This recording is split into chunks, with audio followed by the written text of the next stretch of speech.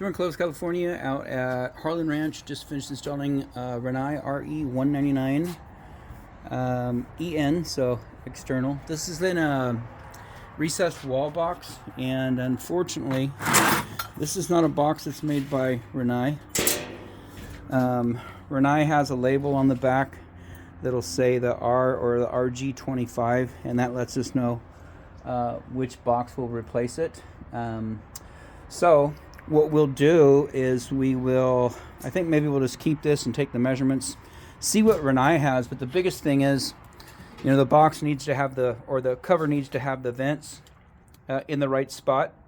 It also needs this in the right spot. As you can tell, that guy, see how long and skinny, and this is fat and short.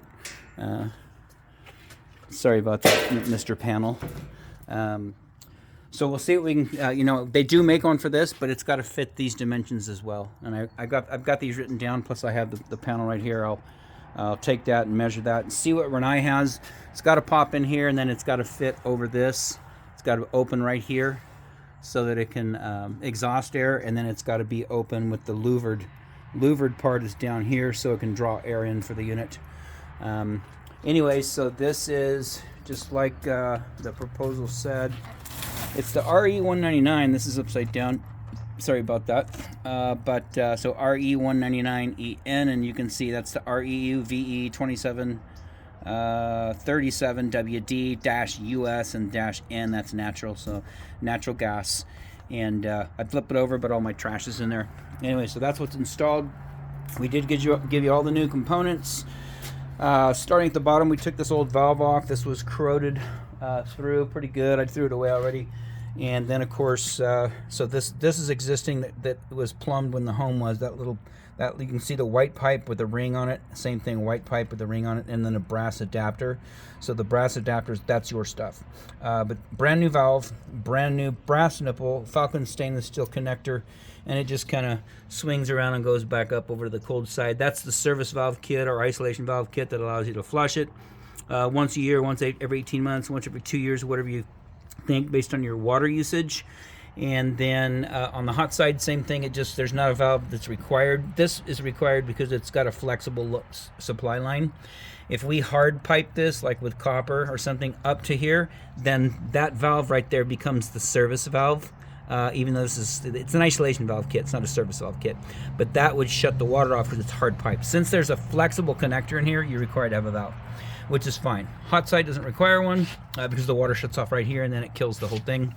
That is straight out of Ferguson, that Jones-Stevens isolation valve kit. And again, I'm going to send you information on how to do this yourself.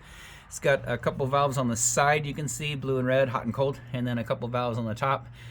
So these shut off the cold water and won't let hot water out of the unit. And then these on the top, that's where you hook up your washing machine hoses and your hook it up to your pump and your vinegar and all that, and clean it out once a year. Relief valves right here, comes down. I had to sneak it around the back, get creative there. Over there, this is just pressed on, so that's copper. Comes down, that's your relief line existing. So beneath that silicone is just this pipe, copper pipe stubbed up. So we got that cut and sanded, crimped on to a street 90, and then a male adapter, and then Falcon stainless steel connector right up into the relief valve.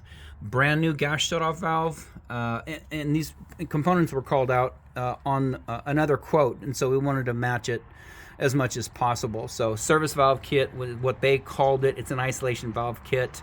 You can call it a service valve kit, whatever you want to call it, but that's just so you can flush the water heater. All new water supply lines. The other ones were a little bit smaller, and of course they're old and all corroded. The pipe was corroded.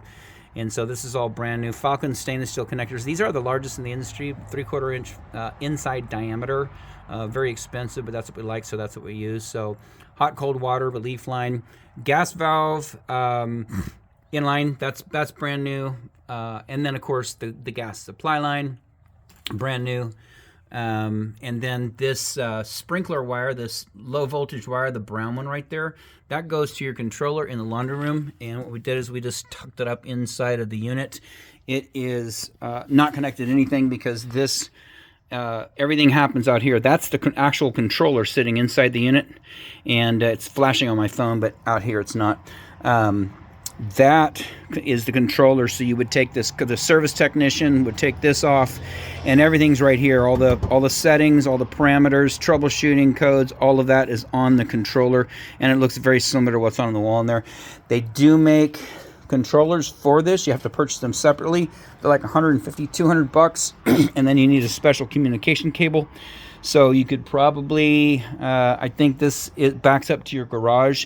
So if you did want an extra controller, like inside the garage, you know, so you could hear it beeping or whatever, you can run it through and do that. You know, just drill a hole through the back of the cabinet and mount it over there. But like I say, it's 200 bucks, 150 to 200, depending on which controller you get. The old controllers, like the one you have in the laundry room, are incompatible.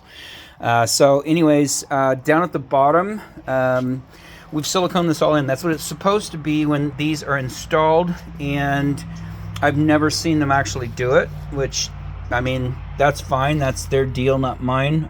We don't install these boxes. We hang them. They're rated for this is rated for outdoor weather. If you just hung it on the wall right here, you'd be fine. But all the plumbing's in here, so we gotta kind of stick it back in there. But this is supposed to be sealed.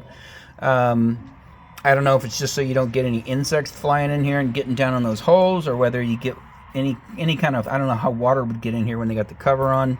But it's sealed now, and so right now we don't have a cover for it because we don't know what to order yet, and that's going to be from Rinnai, hopefully. And so that's sealed. In the event that it rains, this is all weatherproof. All of the stainless steel, brass connectors. This power cord is fine as well. Your electric box is kind of back in there, so I highly doubt that the rain is going to go in there sideways and cause a problem with the electrical. Like I say, we'll get a panel as soon as we can and come out here and get it installed. But I just did all that to make sure that it was sealed. In the event you do get some rain, you don't have water going down inside the wall, which I believe this is that's the garage door. So I believe the other side is probably the garage as well. So that's good. A lot of silicone, but we want to make sure it's sealed. I think that's it. So anyways, everything here looks good. Outside of that, this installation is done.